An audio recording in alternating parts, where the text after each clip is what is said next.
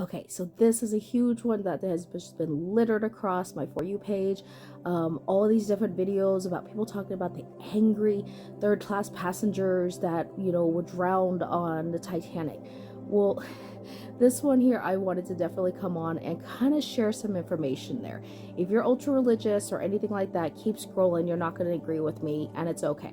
But for those of you that are staying around and that you're new here, I'm Jen. I'm a intuitive life coach and psychic medium, and I wanted to shed some light on here. So I wanted everyone to kind of take this concept and remember two things: what spirit is, what the energy is, and that's what I look at, is everything from an energetic level.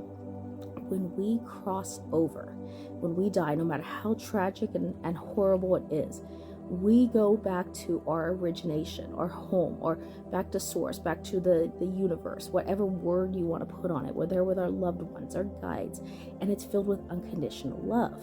That is what we are. That is the energy of the universe. If you ever want to know what source is, what is spirit, what are our guides, it's all unconditional love energy.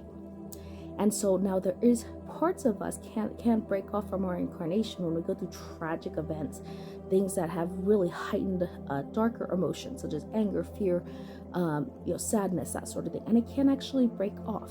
It can leave a residual energy. We can leave soul fragments or have a residual energy that did sit in the same energy of that event that it broke off in.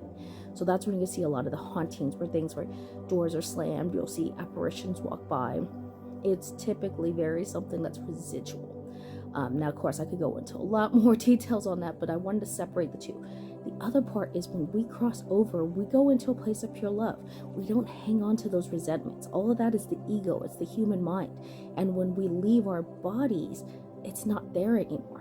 And if there's any sort of residual energy that's hanging on to that, we have the help of our guides and our loved ones and other beings that come in and bring us to a place of resting to help us come back to terms with the unconditional love.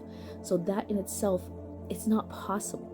So I want to remind everyone, well, yes, the concept is like, oh, that's kind of poetic, retribution for how they were so wrong. And while that's really great, that's a human mind thinking. That's the ego thinking, oh, those people are paying for what they did.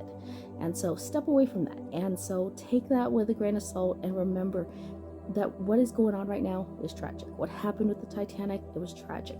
Those are tragic things. However, there's not going to be any sort of angry spirits that are in there seeking retribution. So, food for thought.